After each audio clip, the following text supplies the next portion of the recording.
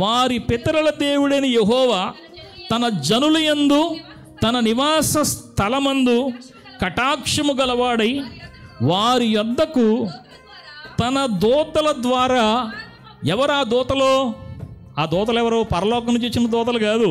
అక్కడ ఉన్నటువంటి ప్రవక్తలని దేవుడు పంపించి వారి దగ్గరికి వర్తమానాలు పంపిస్తున్నాడు.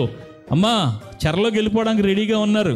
ఇప్పుడైనా కానీ ప్రభు వైపు తిరగండి అమ్మా, హృదయాలను మార్చుకోండి, దేవుని తట్టు మీ మనసులు త్రిప్పుకోండి, మీ పాపాలను ఒప్పుకోండి, విడిచిపెట్టండి, పశ్చాత్తాపడండి అని వారి ద్వారా వర్తమానాలు పంపిస్తూ వస్తే ఆయన ఇంకేం చేశాడు?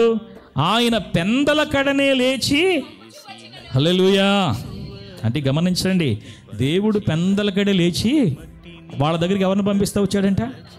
హల్లెలూయా అంటే దేవుడు నిద్రపోవడం అనుకోండి. కాకపోతే ఆయన పెందలకడ లేవడం అంటే అర్థం ఏంటంటే మనం తొందరగా లేవాలని, ఆయన మనల్ని మేలుకొల్పాలని, ఆయన ముందు మేలుకొని ప్రజలందరి దగ్గరికి కూడా ప్రవక్తలను పంపించి ఇక టైం లేదు, చెరలోకి వెళ్ళిపోవడానికి సిద్ధంగా ఉన్నారు, మారండయ్యా అని వారి దగ్గరికి ఏం పంపించాడంట? దూతల ద్వారా వర్తమానం పంపించాడంట.